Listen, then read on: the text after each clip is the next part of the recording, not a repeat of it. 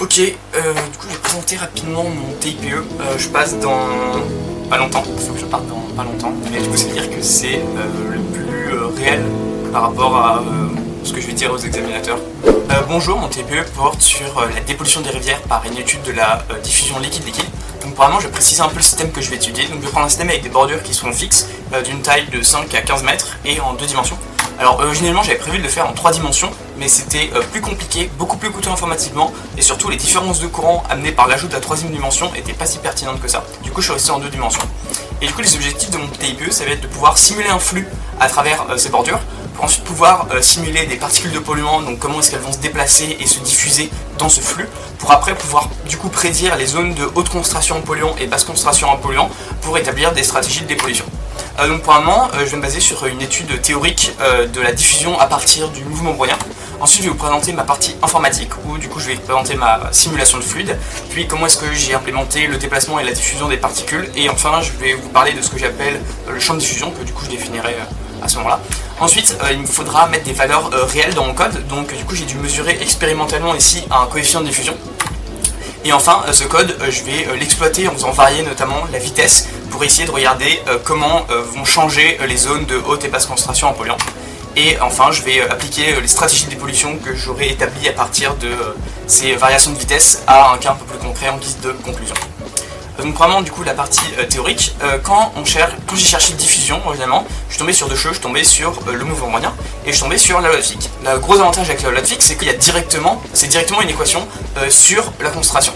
Donc c'est le terme psi ici. Cependant, elle ne fait pas intervenir la vitesse du flux. En fait, elle se place dans un flux sans vitesse et le fait qu'elle soit obtenue par analogie à l'équation de chaleur ne nous dit pas vraiment comment la manipuler pour essayer de prendre en compte la vitesse du flux. Et rien que le fait que ce soit une équation différentielle partielle pouvait aussi faire que derrière j'aurais pu avoir des complications pour l'implémenter informatiquement. Et du coup de l'autre côté il y avait le mouvement brownien qui lui était plus facile à implémenter informatiquement en bougeant des particules de manière aléatoire. Cependant il était beaucoup plus difficile à relier à la vitesse et à la concentration et à toutes les grandeurs qui sont avec la loi de Fick. Donc du coup mon premier objectif c'était d'établir un lien entre le mouvement brownien et la loi de Fick. Donc formellement qu'est-ce que c'est un mouvement brownien? Donc c'est une marche aléatoire continue dans un espace de dimension petit d. Moi quasiment tous mes calculs seront avec petit d égale 1. Et cette marche aléatoire elle est centrée et sa variance c'est 2 petit d grand d fois t, donc elle est proportionnelle au temps. Et du coup grand d ici c'est le coefficient de diffusion. Et aussi ce qui est défini souvent, ce qui est pratique à définir, c'est le processus de Wiener, le mouvement brownien standard, où sa variance est simplement t. Et du coup ça veut dire qu'on peut réécrire notre processus stochastique à partir de simplement bt, et on peut différencier cette relation et on obtient une équation différentielle stochastique. Et du coup c'est là où j'ai pu essayer de prendre en compte la vitesse du flux en appliquant en fait un PFD sur les particules dans le flux. J'obtiens alors le modèle de Langevin en leur donnant une force aléatoire qui les déplace pour le mouvement brownien justement. On obtient du coup le modèle de Langevin qui est associé à cette équation différentielle stochastique là. Et du coup ce qu'il fallait que je fasse maintenant c'était essayer de trouver à partir de cette équation différentielle stochastique une équation différentielle partielle sur psi, où psi ici du coup c'est la densité de probabilité de notre processus stochastique qu'on peut directement en fait relier à la concentration simplement avec une constante multiplicative. Et du coup il y a un outil pour passer d'une équation différentielle stochastique à une équation différentielle partielle sur psi, c'est le lemme-ditto. Donc du coup j'ai appliqué le lemme-ditto au modèle de Langevin et certaines étapes de calcul que je vais mis en annexe, je pourrai revenir dessus plus tard, et j'ai obtenu du coup cette équation différentielle partielle là sur psi. Et cette équation différentielle partielle là, elle s'appelle l'équation de Fokker-Planck. Et ce qui est intéressant, c'est que si on se met dans les hypothèses de la loi de Fick, donc si on prend v égale 0, on obtient en fait directement la loi de Fick. Donc ça veut dire que là, on a montré que juste en considérant le mouvement brownien, on arrivait à démontrer la loi de Fick et Fokker-Planck. Donc il y a un lien d'application entre les deux. Du coup ensuite, j'ai cherché à résoudre justement cette loi de Fick. Au début j'ai pensé le faire par séparation de variables, mais c'était pas possible parce que c'était pas normalisable. Du coup j'ai fait par transformée de Fourier. J'aurais pu aussi faire par transformée de Lagrange, c'est à peu près pareil. Du coup quand on applique la transformée de Fourier à notre équation de Fick, on obtient une UDL en t. Celle-là on sait la résoudre. J'ai pris comme condition initiale un Dirac, donc c'est-à-dire en fait une goutte en x égale 0. Du coup ce que je fais c'est que en résolvant pour notre DL1 on obtient la transformée de Fourier de la vraie solution qu'on cherche à l'équation de Fick, et en appliquant la transformée de Fourier inverse on a cette expression là qui est du coup une gaussienne, donc une courbe en cloche qui va s'élargir en fonction du temps et s'affaisser en fonction du temps. Ensuite pour une vitesse assez simple, donc une vitesse en fait constante, tout ce qu'on va voir c'est que le centre de la gaussienne va se déplacer avec la vitesse du fluide. Et du coup c'est pour ça que j'ai cherché un profil de vitesse un peu plus compliqué, donc typiquement ce qu'on pourrait retrouver dans un tuyau, donc avec des vitesses plus faibles au niveau des bordures et plus importantes au milieu.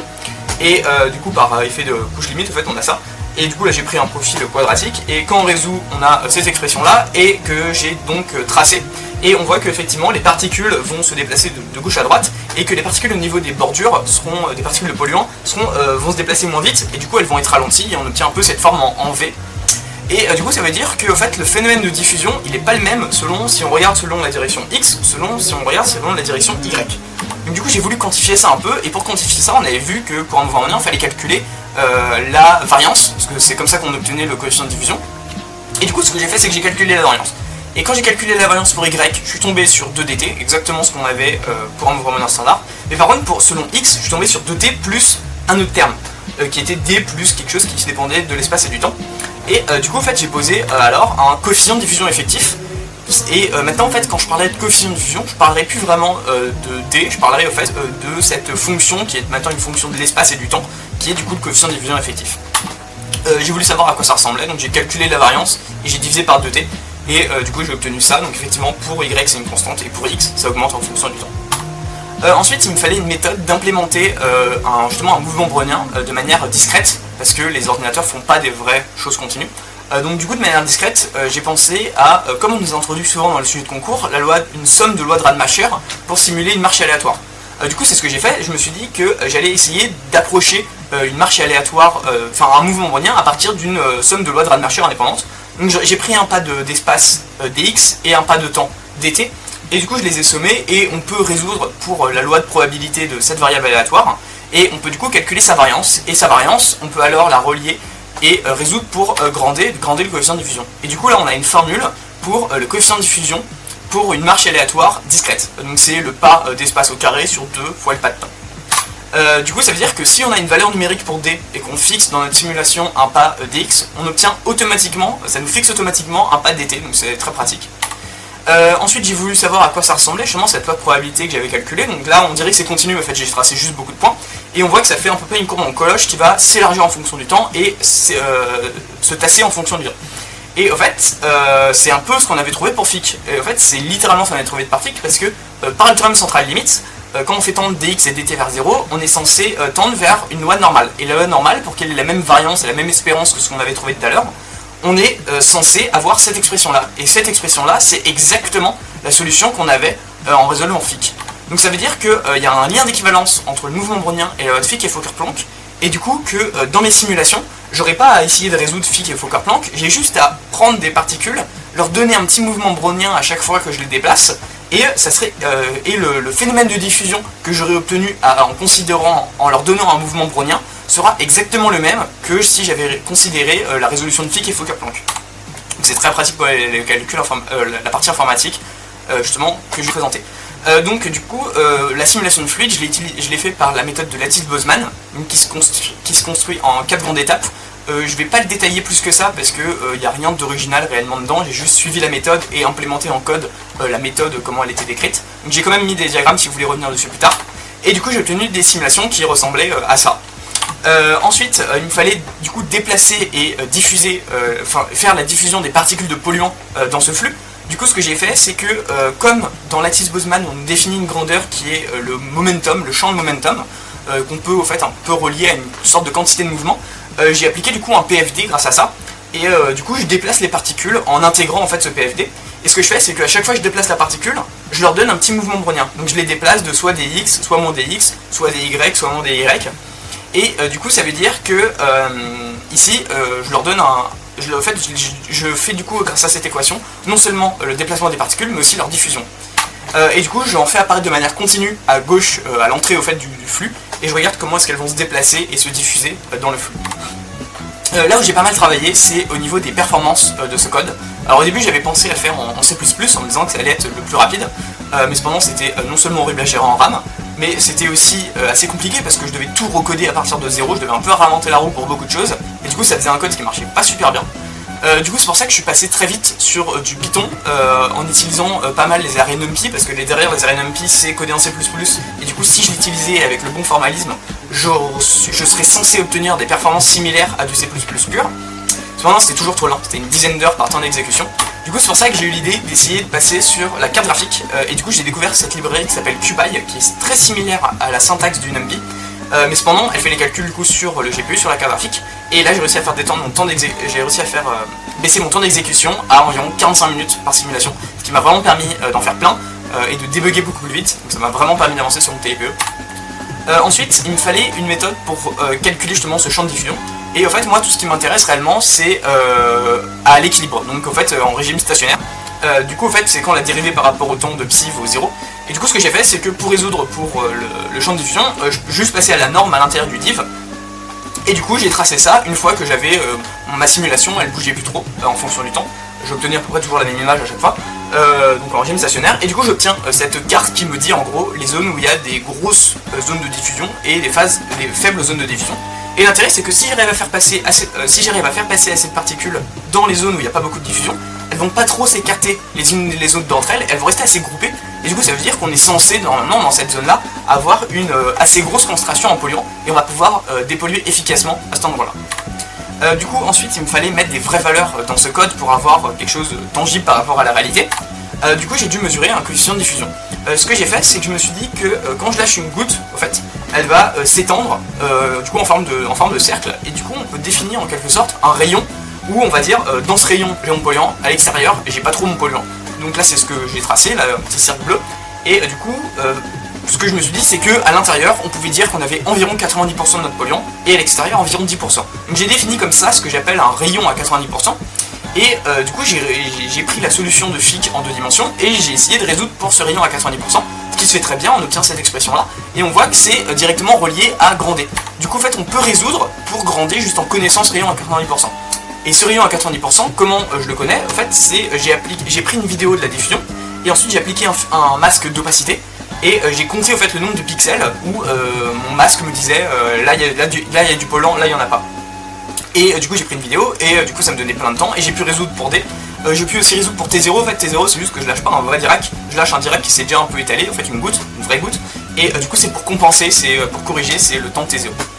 Et du coup, quand on trace le rayon à 90% expérimental comparé au rayon à 90% théorique qu'on a obtenu en résolvant pour D, on obtient que les courbes se superposent très très bien, et que du coup ici le coefficient de diffusion que j'ai à mettre dans mon code vaut 2,23 10 puissance moins 6 mètres carrés par seconde. Ensuite du coup ce que j'avais à faire c'est que maintenant que j'avais un code qui marchait bien et qui était cohérent avec la réalité, je devais du coup, j'ai essayé de regarder comment est-ce que la vitesse influençait la diffusion et le déplacement des particules. Donc du coup j'ai commencé à faible vitesse, on voit qu'on a un plus gros débit en haut que en bas, et on voit que les particules elles ont tendance à passer plus en haut que en bas. Et quand on regarde cette fois le champ de diffusion, il est un peu plus important en haut qu'en bas, mais il reste quand même majoritairement assez homogène. Et du coup ça veut dire que quand on est à faible vitesse, si on veut savoir là où on a des zones de grosse concentration, il faut regarder là où on a un gros débit de fluide. À vitesse moyenne, on voit qu'on a encore une fois un plus gros débit en haut qu'en bas. Cependant, cette fois, les particules ont tendance à passer autant en haut qu'en bas. Et au fait, quand on regarde le champ de diffusion, effectivement, il est un peu moins homogène qu'avant, il est un peu plus hétérogène, mais du coup, on peut dire que les deux phénomènes se compensent un peu. Cette fois, à haute vitesse, le débit, il est beaucoup plus important en haut qu'en bas.